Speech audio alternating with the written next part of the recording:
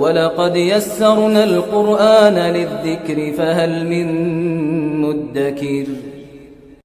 اور ہم نے قرآن کو سمجھنے کے لیے آسان کر دیا ہے، تو کوئی ہے کہ سوچے سمجھے؟ الحمدللہ والصلاة والسلام علی رسول اللہ وعلی آلہ وصحبہ اجمعین۔ اعوذ باللہ من الشیطان الرجیم، بسم اللہ الرحمن الرحیم۔ وَلَقَدْ يَسَّرْنَا الْقُرْآنَ لِلذِّكْرِ فَهَلْ مِن مُدَّكِرٍ۔ صدق اللہ العظیم وصدق رسولہ النبی الأمی الکریم۔ اللہم صلی علی سیدنا محمد کما صلیت علی ابراہیم وعلی آل ابراہیم انک حمید مجید۔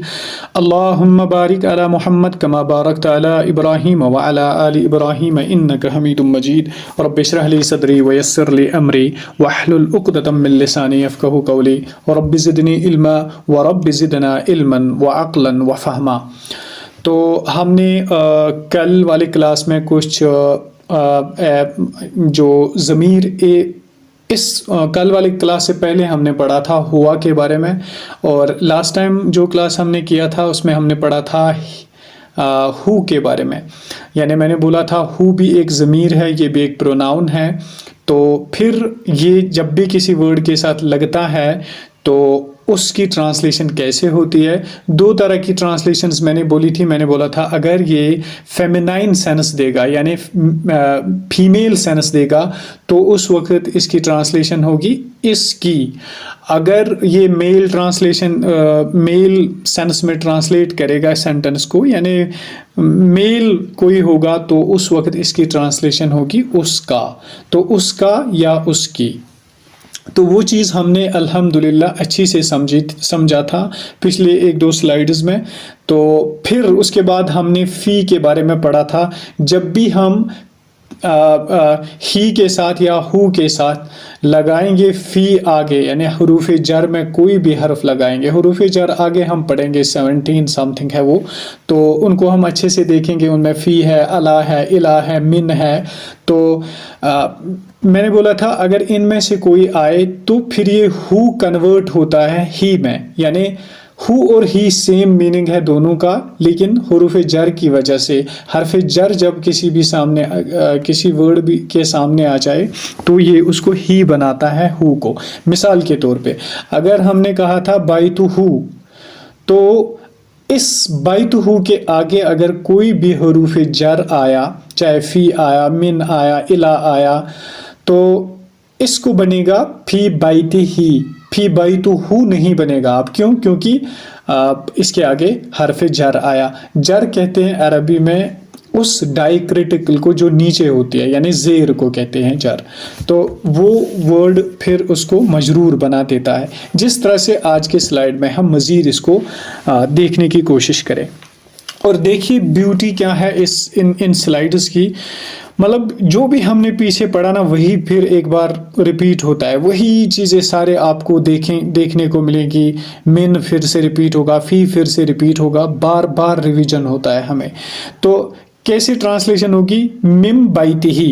اگر ہم من کو یہاں پہ کاٹیں گے نا تو پھر یہ بائتہ ہی نہیں بچے گا، پھر یہ بائتہ، اصل ورڈ بائتہ ہے۔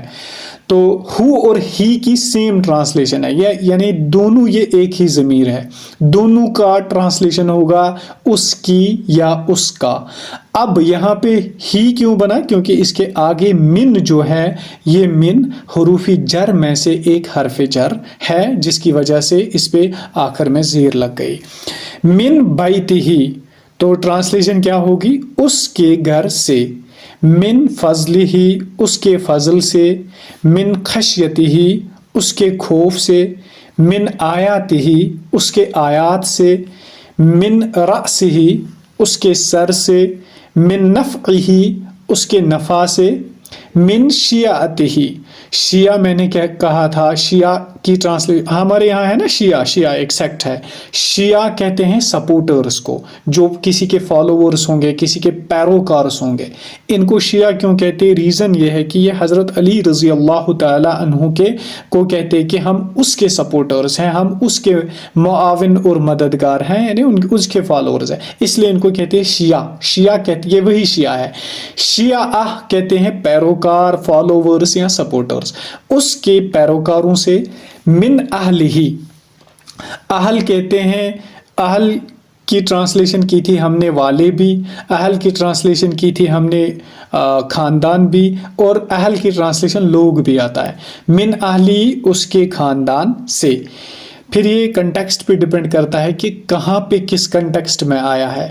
جس طرح سے قرآن نے بہت سارے ورڈز استعمال کیے ایک عورت کے لیے، عورت کو امرأہ بھی کہا، عورت کو نساء بھی کہا، عورتوں کو صاحبہ بھی کہا، تو کس ٹرانسلیشن میں کہاں کہاں پہ استعمال ہوا ہے وہ پھر کنٹیکسٹ کے مطابق دیکھنا پڑتا ہے۔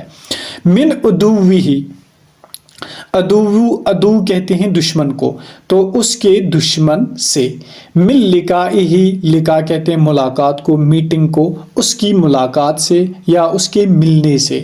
من ثمرہ، مثال آپ کہو گے اس کے ملنے سے میرا دل خوش ہوا، جب وہ میری ماں یا میرا باپ حج سے واپس آیا، اس کے ملنے سے میرے دل کو خوشی ملی، تو من لقائہ، اس کے ملنے سے۔